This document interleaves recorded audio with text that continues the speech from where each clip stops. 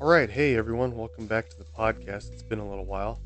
This is just a little bonus one I wanted to do. It's not going to be super long. I recently was looking at the news. I like to check the news articles online, see what's going on, see if there's any news stories, anything going on, true crime, interesting things, whatever, anything related to stuff I might do on my podcast. And I came upon this one a few days ago. Let me see if I can find the article. I can't remember what it was titled. If I find it, I'll try to link it in this episode. But anyways, it mentioned that there were two Georgia men that had been wrongfully convicted of murder and were freed after 25 years in prison. They served 25 years in prison and were recently freed, just recently. Now the cool thing about this is that there is a podcast that did a very extensive, multiple part episodes about these two guys. Evidence, or I guess you could say even almost like investigation that they had through their podcast, actually was able to help free these guys. They are called the Proof Crime Podcast. If you're interested in checking this out, you can go to www.proofcrimepod.com and check out the episodes and listen to it. They have 18 episodes about it. They are pretty long. I've not had a chance to listen to them, but they were mentioned in this article that they were a key role in helping these guys be freed and bringing new evidence to light to help these guys be released because of this wrongful conviction. So that's what I want to talk about briefly was just who are these guys and what happened, what's going on. I'm not going to get into like super details about it. I just want to give kind of an overview of it because I just thought it was really interesting reading about it, learning about these two guys and what happened. So I thought I would share that with you guys, give you a little bonus episode here. So yeah, so who are they and what exactly happened? So like I said, they're from Georgia. One guy, his name is Darrell Lee Clark. The other's name is Cain Joshua Storey. So they were convicted in 1996 of a shooting death of one of their friends. I'm just reading through the article right now. It's all just talking about them being freed and reuniting with their family and whatnot, which is awesome. That's fantastic. Okay, so here we go. I was just skimming through. So it started back on October 18th of 1996. There was a 15-year-old young man by the name of Brian Bowling. He's the one that actually died in 1996 because of this incident, and these two were convicted of his murder. So they were hanging out, all three of them. So Brian Bowling, Cain Storey, and Darrell Clark, and they were at let me see, they were at Cain Storey's parents' house. They had a trailer home where they lived, and they were hanging out there. And let me see, it says Brian was on the phone with his girlfriend, and he told her that they were going to play Russian roulette with a gun brought over by Cain Storey. Now, obviously, that's extremely dangerous and sounds pretty stupid, right? Let's play Russian roulette. You got young teenagers. I've done some dumb things when I was a teenager in my younger days, but playing Russian roulette was never something I ever considered or thought of. Anyways, that's what he told her. That's what this story says. Now, obviously, because of this, while they were playing, Bowling is the one to have shot himself, but according to evidence, they believe that he didn't shoot himself. Anyways, we'll get to that here in a little bit. So that's what happened. They're playing Russian roulette. Bowling, according to, they were really playing it, shot himself, killed himself. So according to investigators, they believe that Cain's story, his accounts of the incident, were claiming that it was an accident, that, they were playing Russian roulette and he shot himself. Okay. But they did initially charge him with manslaughter, Cain's story, because he had brought the weapon and everything, and they played the game. So they charged him with manslaughter. But later, in months to follow during the investigation, they actually pushed for murder charges.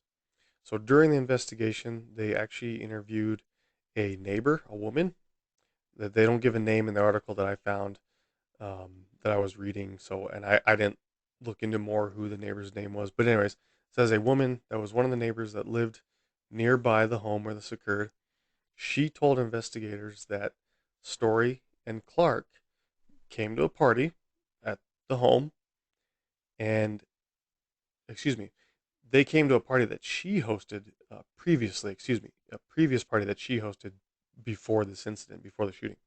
Sorry, I was misreading there. Um, she stated at the party at the time that so these boys, Story and Clark, they were 17 years old, so they're 2 years older than Brian Bowling. She stated that at her party she was hosting when they were there, that which one of them? I guess it actually lists both Story and Clark.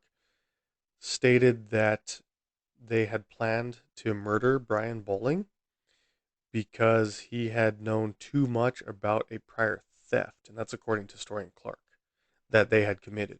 So basically, he knew about this theft that they committed, and so that they were going to murder him, and they were going to make it look like an accident through playing Russian roulette. That's what she claimed. That's her story she gave investigators. But they use that as evidence in court. Just her saying that. Okay, obviously, if she comes and testifies that, yeah, okay, she can give a testimony, but it's her word against theirs, so it doesn't seem too very strong of a point or strong evidence. Anyways, whatever. Continuing along with the investigation. Now at this time, Story's manslaughter charge, like I said, was upgraded to a murder charge, and Clark was arrested as a co-conspirator, despite that Clark actually had an alibi at the time. So police, they relied on the testimonies, and there's one that they relied on testimony of a witness who was both hearing and speech impaired. Now, you know, if if you're hearing or speech impaired, people have impairments or disabilities, whatever you want to say. Completely understand, but for them to use this as evidence, it's pretty frustrating.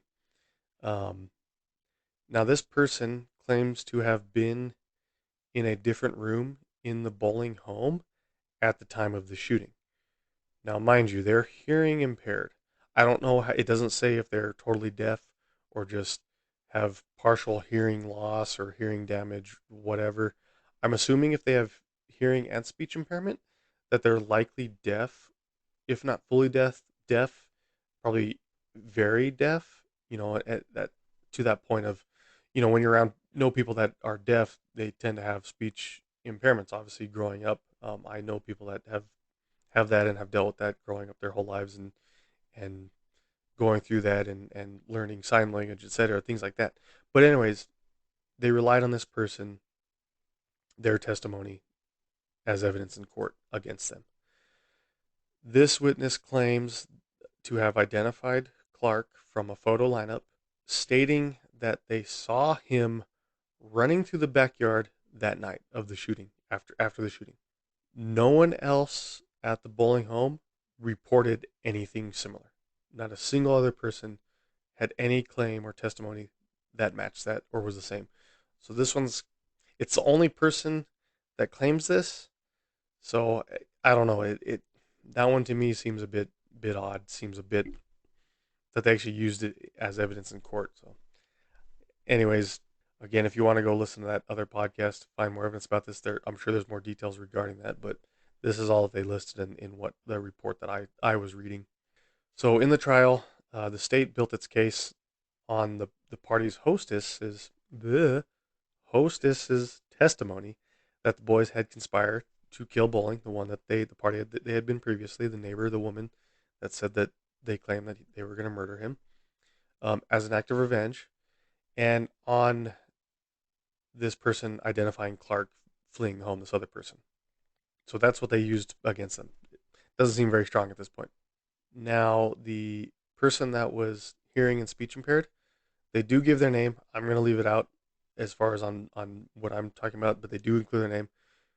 Again, if you want to look at this more, you can see who it is, but I'm going to leave their name out. They did state that during the trial they had a very difficult time communicating to the court exactly what they witnessed. Again, just being that they were speech and hearing impaired.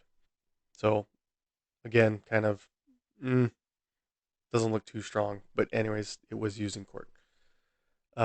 This person did state repeatedly that Story was present in the home on the night of the shooting, but they also stated that a person that he called, quote, Darrell, was not present in the courtroom, even though Clark was sitting at the defense table.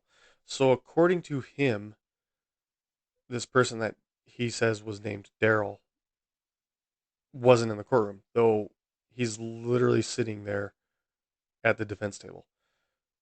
So he can't identify him literally sitting there in front of him in the courtroom. So again, that doesn't look very strong for their case that supposedly he was there at the night of the supposed murder. You can't even identify him literally sitting right there in front of you in court. Okay, seems a bit iffy. So this person, the hearing and speech impaired person, did tell the court through an interpreter that the person, the quote person that they called Darrell, was a quote black boy with black hair who had a wife, according to um, news in the area in Atlanta. Now, this description did not fit Clark, who does tend to go by his middle name of Lee, because Clark is a white man who is not married and has brown hair. Not a black man with black hair and married, but a white man who is unmarried and he's 17 again, so young man with brown hair. Does not match at all what this person is claiming. What? Are you kidding me? All right, so that's pretty frustrating already. That you're claiming this person to be the person they are, but yet they're literally not the same person. Okay. So the state also heard testimony from the county coroner. This one's really frustrating too. This coroner had no formal medical training. No formal medical training, and you're a coroner. Are you kidding me? Because of this, there was no autopsy that was performed on Bowling's body at the time. So they had no evidence other than just his body was there with a bullet wound to his head. But there was no autopsy done because this coroner had no formal medical training. What? Are you kidding me? That's absurd. This coroner told the court that he had, according to him, quote, a gut feeling the gunshot wound was not self inflicted because it was not a close contact wound. Who are you to say this? You have no formal medical training and there was no autopsy performed. You just have a gut feeling? Are you kidding me? That's absurd. That should not be held up in court. Your gut feeling? I don't care about your gut feeling. I've got plenty of gut feelings about plenty of stuff. Doesn't mean you can use it in court against somebody for murder. Are you what? There's a lot of four-letter words I want to say right now, but I'm not going to because I like to keep my episodes. Um, I don't want them to be R-rated. I want anybody of any age to listen to them. But oh my goodness, are you kidding me? This is absurd. It was actually used in court against these two guys. This testimony from this supposed coroner, absolutely ridiculous. I never heard of such a thing. Insane, just ridiculous. So, despite all of this evidence that looked pretty rough, didn't look pretty solid to me, doesn't sound like, and even Clark having an alibi, the trial was wrapped up in a week. And both men were convicted of murder and were given a sentence of life in prison. Are what? Are you kidding me again? This is absurd. Now, this was back in 1996 when this happened. And this was was it 98 I said when the trial happened? But anyways, over 20 years ago. Insane. Just insane. Sorry, I think I got that mixed up. I said 98 was the trial. It happened on 1996. I don't know. Okay, I don't know where I came up with that. It doesn't actually say when the trial happened. But anyways, so they were convicted of murder and given a life in prison sentence. I this is frustrating reading this. When I was reading this the first time, I was like practically yelling, like, "What? Are you kidding me?" And reading it again and going through it now, it's just like I can't believe it. Insane. So, anyways, fast forward many years into 2021, more than 2 decades later, over 20 years later.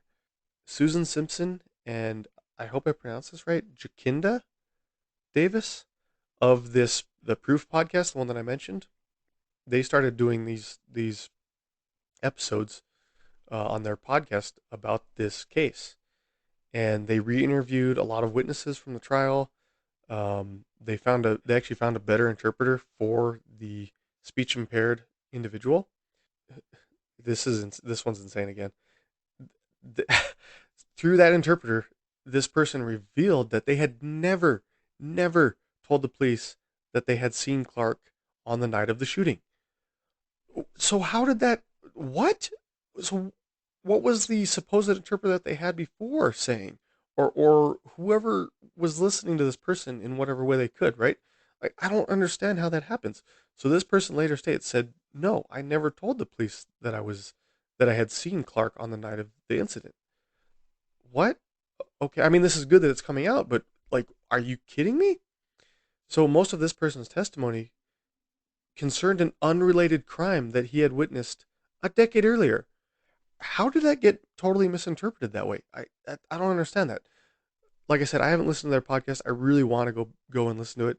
The episodes are, fairly long. They're not crazy long, each of them, but I would like to listen to it and go through it. I mean, it's from what I've read, just kind of like, um, I looked through some of the transcripts on their podcast episodes.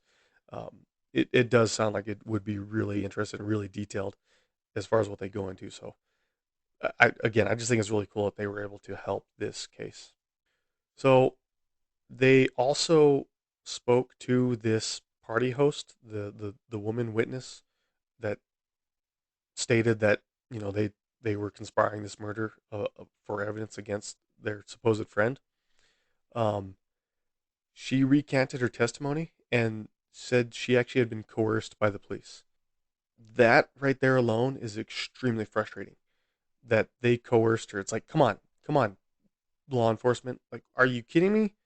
Like, I've read cases and listened to other podcasts where you hear about this all too often, where there's law enforcement that just they don't do their job the right way, and they do crap like this where they coerce somebody. It's like, no, no, let this person share their story, their testimony, whatever. Don't coerce them one way or another.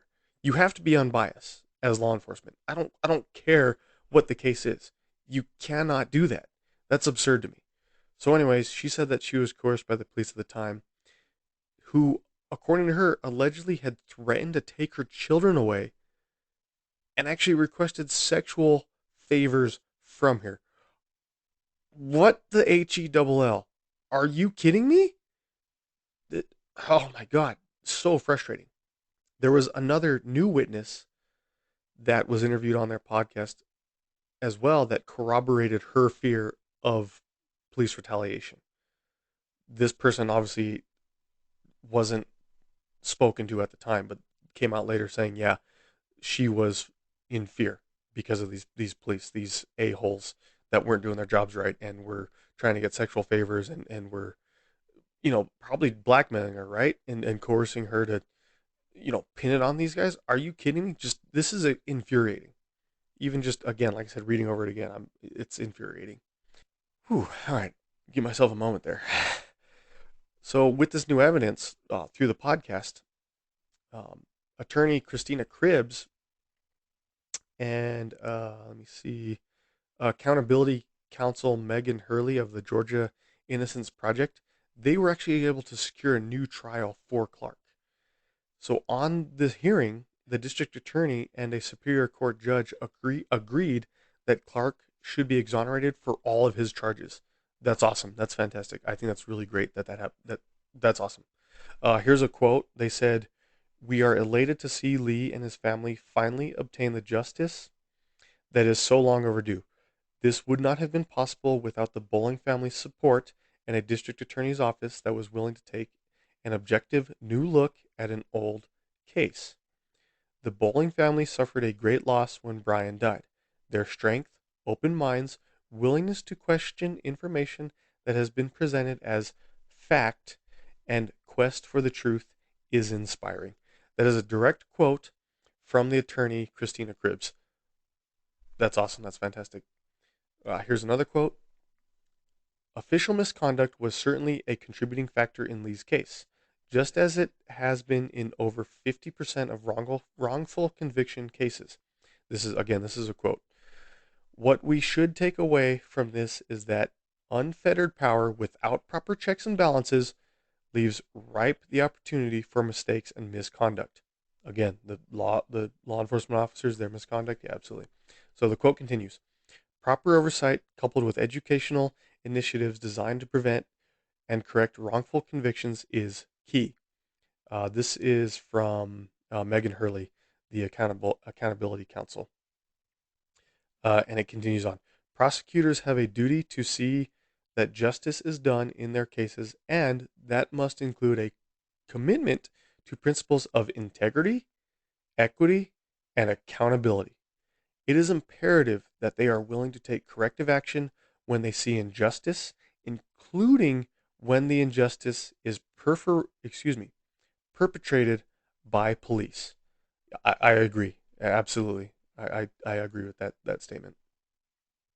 So the judge in this new case, he reduced Storey's charges back to the original manslaughter charge, which carried a sentence of 10 years and gave him credit for time served.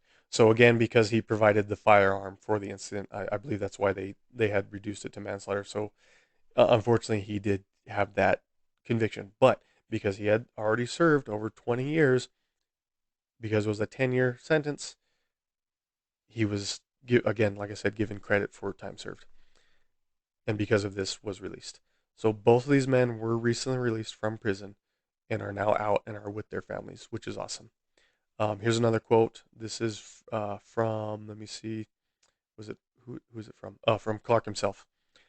It is a real shock being behind, oh, excuse me, been behind prison walls for 25 years and now to walk out and see how the world has changed. Yeah, I'm sure you've been in prison for 25 years. It's going to be a different world. Now, his father, Glenn Clark, he said he was thankful to God that justice has finally been served. Again, he said, quote, was thankful to God that justice had finally been served. Cool. Awesome. Yeah, I agree. I agree with you there, Glenn Clark. I'm glad that your son is out. I'm glad that your son is free for this heinous, not necessarily what happened, but the way it was treated later, the investigation and the trial. Here's another quote that he also said. He said, let me tell you something. The Lord is shining. He is shining today. That's a quote from Glenn Clark from his father. I agree. Yeah, absolutely. It definitely is shining on them, and they finally are freed. It's unfortunate that they had to serve so long for this. Um, just absurd, the investigation and the trial afterwards. Again, if you want to look into this more, check out the podcast. I'm going to go listen to it. I really want to. I was so frustrated reading this the first time, like I said, and then and going back over it. It's like it's just incredible what happened to these two young men. It's unfortunate that Brian Bowling lost his life. You know, if they were actually playing Russian roulette, I think it's really dumb. But unfortunately, he is no longer with us, regardless of what happened. But I'm glad that, like Glenn Clark's father said, that justice finally was served and these two men were freed. Um, one who reportedly wasn't even there had a good alibi, and the other one, his sentence was reduced to manslaughter because, unfortunately, yes, he was there and provided the firearm. But, anyways, they're free now. They've been exonerated. I think that's great. It's awesome. Crazy world. A lot of weird, crazy stuff happening out there. I'm gonna try to look at more news. I like looking at news and seeing what's going on or see what's happening. It's interesting coming across things like this and seeing what's going on, what's happening. Anyways, just wanted to bring you this little short extra episode. Hope you liked it. If you did, let me know. Send me an email. Best place to get a hold of me. Our Word World Podcast at gmail.com. Check me out on Facebook, Our Word World. I do want to give a thanks to the people on Facebook that are on the group. I've been seeing a lot more people joining, so thank you. I love it. That's awesome. I'm trying to do more activity with it and be on there more. Um, I'm just life, like I've said it before. I've got a full time job. I've got two kids. Um, it's tough. So I've actually been thinking about changing from doing an episode every week to doing every 2 weeks. Originally, when I first started this podcast, that was my plan. I was going to do every 2 weeks. I was able to do a lot more and do every week. It was difficult, and I'm finding it difficult again to try to keep up with that each week schedule. So I'm thinking of reducing it to every 2 weeks. I like doing little extras like this. I might try to do that more as well. Going into the next year, into 2023, I have some big changes in my life because of my work that will make it much easier for me to bring you guys more episodes. So hopefully in springtime or as I move into summer, I'm not sure exactly the time frame exactly yet. I'm gonna have a lot more free time on my hand, so it's gonna be good for you guys as my listeners. I'm gonna be able to bring you guys more episodes, more content. It's gonna give me a lot more free time to be able to do more research, etc., things like that. So look forward to that. I look forward to it. I'm looking forward to be able to doing that, doing more content, doing more episodes. I'm going to continue along with the 50 states episodes with the serial killers, the infamous serial killers from each state here in the U.S. I would like to expand that as well globally. I'd like to look at some serial killer cases around the world. So if you have suggestions, maybe from your home country, hometown, whatever, let me know. Send me an email. Send me a message on Facebook. Get on there. Say, hey, check out this case from here, wherever. Even if you're on the U.S. too, certainly don't hesitate. Send me something. I have a list that I'm gonna do, like I said, of the 50 states. But if you have others, that let me know. Say, hey, have you heard about this? Have you seen this? Have you seen that? Even if it's something that might not be maybe well known, maybe one a case that's lesser known.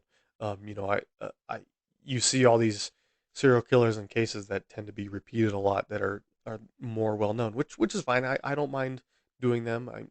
I like reading about them, and it gives you a lot more information that you can feed off of. And anyways, yeah, if you would like to reach out to me and give me a suggestion, please, I would love to hear it. So thanks for listening. We'll catch you next time.